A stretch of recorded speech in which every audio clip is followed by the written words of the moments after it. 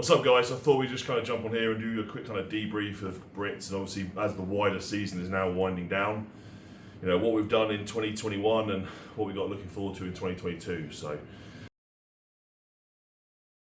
yeah, obviously starting with Brits, still fresh in our memories. You know, it didn't go to plan for me. I wanted to retain that title, and look, Tom was the better man on the day. He was a stronger version than we've seen most of the year from him as well. It was definitely back to world's strongest man, Tom, in terms of his focus. So yeah, fair play to him. You know, I got a bit of a back pump during the deadlifts that I lingered through the loading and into the stones as well, which wasn't ideal, but hey, these things happen. You know, you can't really control that. A little bit more kind of focus on my nutrition and hydration status probably during the comp would have been a little bit better. But you know, look, you know, going into those events, took third place on the press event, which was great for me. You know, I feel like my pressing's really improved this year to the point where I don't really feel like it's a weakness anymore.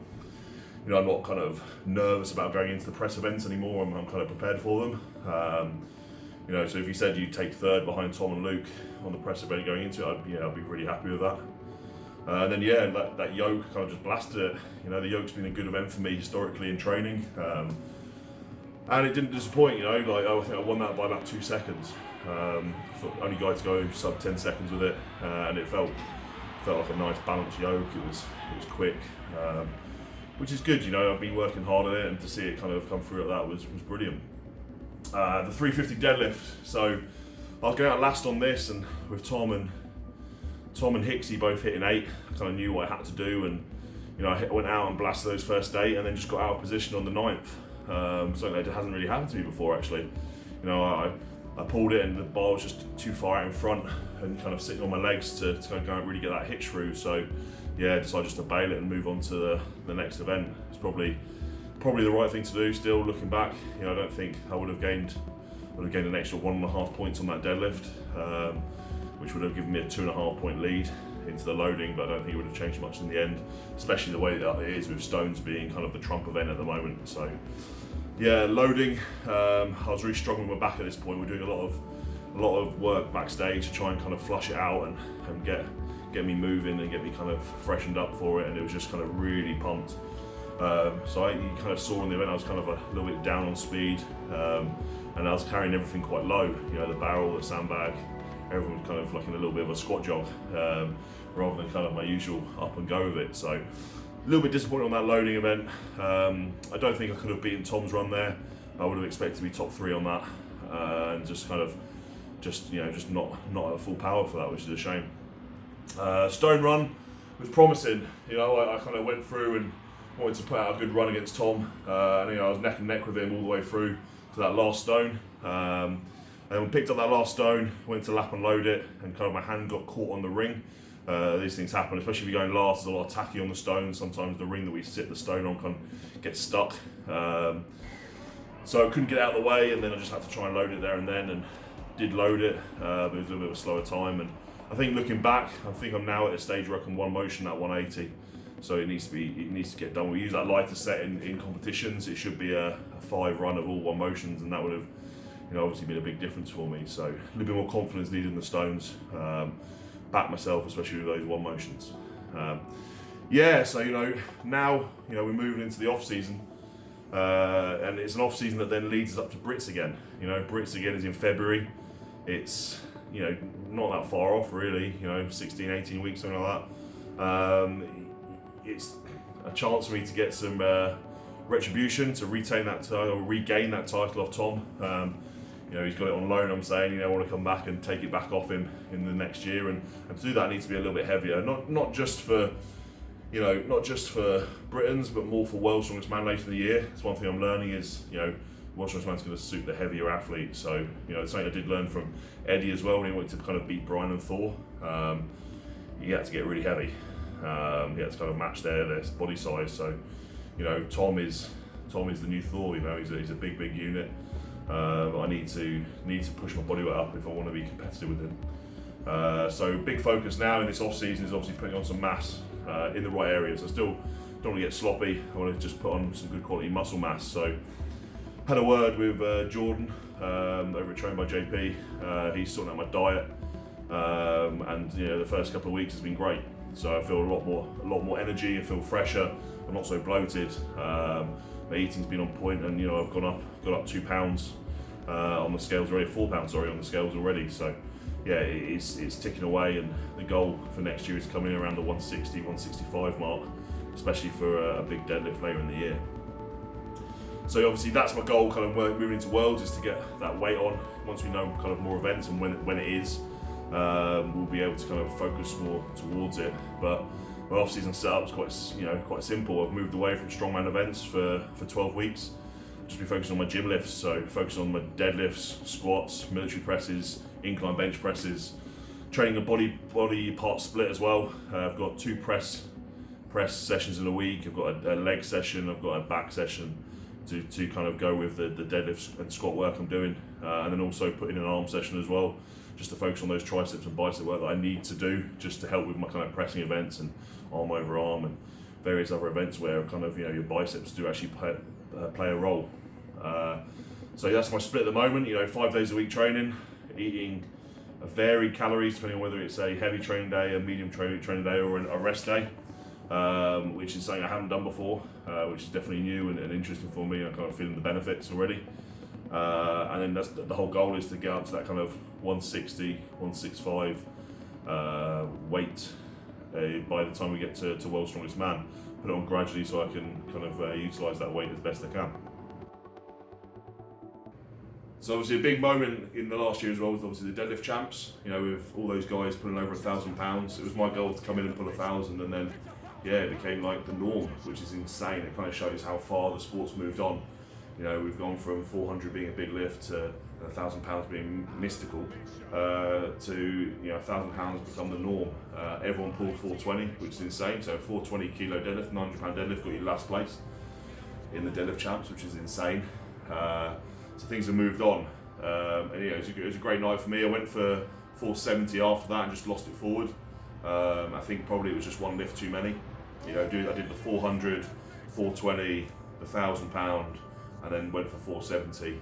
I don't regret going for it, because, you know, I needed that to kind of separate me on points from guys like Evan and Alexi. And you know, if I did pull that, it would be a different result at the end. But it's, you know, when you're dealing with these like extreme weights now, you have to have everything on point. You know, your warm-up sets, what weights you select, etc. So there'll be a different strategy for me next year in terms of what warm-up sets I take with the deadlift, because, you know, people have been asking, you know, when we're going to focus on the 505, and, you know, I traditionally haven't really focused on the 1RM just because we haven't had it in competitions. Everything's been for reps, so I've focused on my kind of rep game. But I've just recently got a new deadlift suit, and it's insane. I can't believe the difference in this compared to my old one.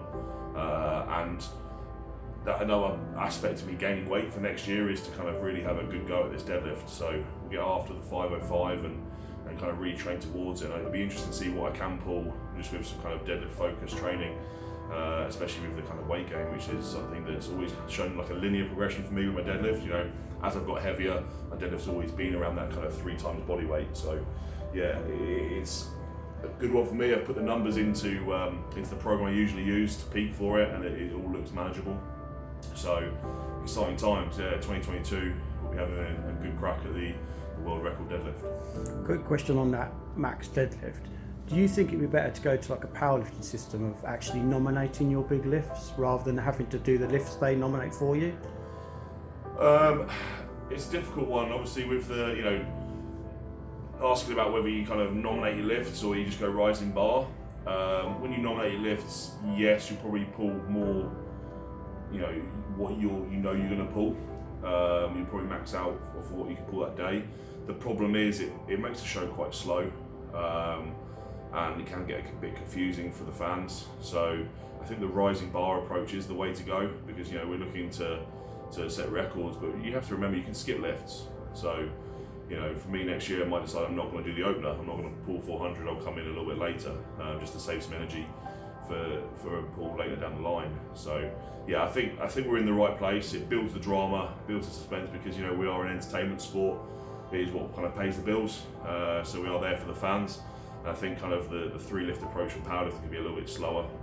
It doesn't kind of build to that kind of big crescendo at the end when people are kind of going for these world records. So yeah, stick with the same process, but maybe a different personal approach when it comes to selecting weights. So, you know, Worlds last year for me was an interesting one really. We were trapped inside the hotel the whole time, still with some COVID restrictions.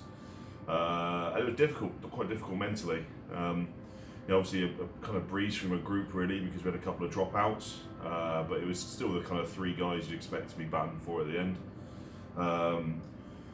You know, injuries happen, and that's why you tend to need to have like 6 guys in a group as opposed to 5 to make it a little bit more competitive.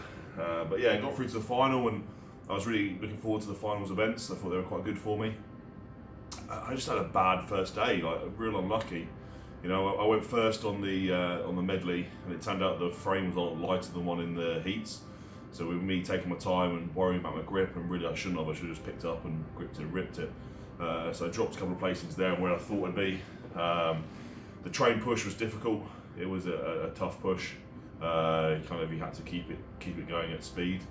And then the keg toss as well on day one. Like I had all 3 of my kegs pretty much went up to the top of the bar, hit the top of the bar, and then came back down this side. It was frustrating, and that would have been a huge difference in points for me, because I know I can throw that height. You know, I've thrown it in training. I've thrown 7 meters before, so just missing out on the 7.25 was a tough one. You know, and going into day 2, obviously the log press wasn't a great event for me, but no one kind of really expected it to be.